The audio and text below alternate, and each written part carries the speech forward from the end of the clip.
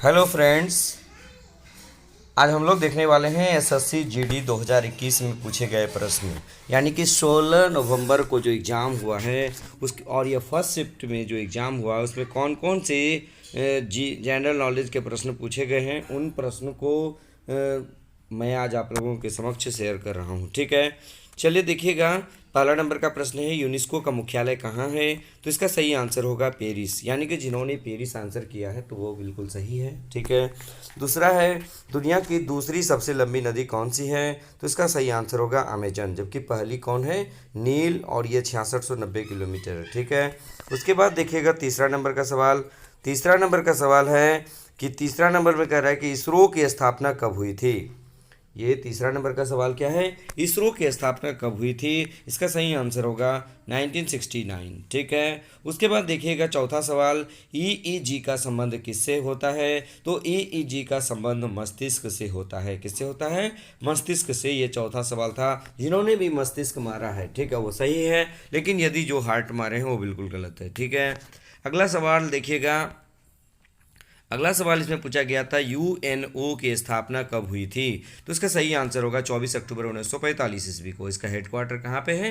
New York के अंदर है। उसके बाद देखिएगा, वियतनाम की मुद्रा क्या है? तो इसका सही आंसर होगा वियतनामी दोंग। इसका सही आंसर क्या होगा? वियतनामी दोंग होगा। ठीक है, उसके बाद देखिए अगला सवाल, भूटान की राजधानी कहाँ है? तो इसका सही आंसर होगा थिम्पू। यानी जिन्होंने भी थिम्पू लगाया वो बिल्कुल सही है। ठीक है, उसके बाद देखिएगा अगला सवाल है, भारत की सबसे ऊंची चोटी का क्या नाम है? तो इसका सही आंसर होगा कंचनजंगा। उसके बाद देखिए सुशासन दिवस कब मनाया जाता है? 25 दिसंबर, जो अटल बिहारी वाजपेयी का जन्मदिन रहा है। ठीक है, उसके बाद देखिए 10 नंबर का सवाल। 10 नंबर का सवाल कह रहा है क्या, इंद्र शक्ति सैन्य अभ्यास किन किन देशों के बीच होता है? तो इसका राइट आंसर होगा भारत और रूस। इंद्र शक्ति सैन्य अभ्यास भारत और रूस के बीच होता है। ठीक है, उसके बाद देखिए समवर्ती सूची कहाँ से लिया गया, यानी कि किस देश से लिया गया है? समवर्ती सूची ऑस्ट्रेलिया से लिया गया है। जिन्होंने भी ऑस्ट्रेलिया आंसर किया वो बिल्कुल सही है। ठीक है, अगला सवाल हम लोग देखते हैं कि इलाहाबाद की संधि कब हुई थी?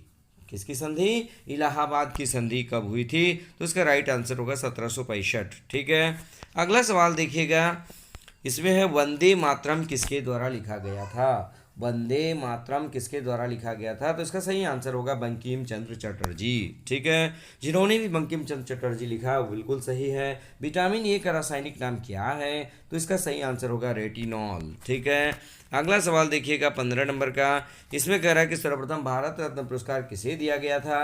ये इसका देखिए क्या होगा, सी राजगोपालाचारी, डॉक्टर सर्वपल्ली राधाकृष्णन और सी वी रमन। यानी कि तीन व्यक्तियों को एक साथ 1954 ईस्वी में ये भारत रत्न पुरस्कार दिया गया था, और ये सामाजिक प्रतिष्ठा के क्षेत्र में, यानी कि सामाजिक कार्य करने के क्षेत्र में दिया जाता है। ठीक है, उसके बाद देखिएगा समझौता एक्सप्रेस किन किन देशों के बीच चलती है? तो इसका सही आंसर होगा भारत और पाकिस्तान। ठीक है, अगला सवाल देखिएगा कि नाबार्ड की स्थापना कब हुई थी? नाबार्ड की स्थापना कब हुई थी? इसका सही आंसर होगा 12 जुलाई 1982। कब हुई थी?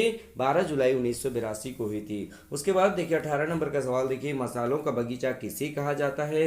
तो इसका राइट आंसर होगा केरल। जिन्होंने भी केरल आंसर किया है वो बिल्कुल सही है। ठीक है, चलिए सिलिकॉन घाटी भी कहाँ है? केरल के अंदर है। नाबार्ड की स्थापना कब हुई? 12 जुलाई 1982।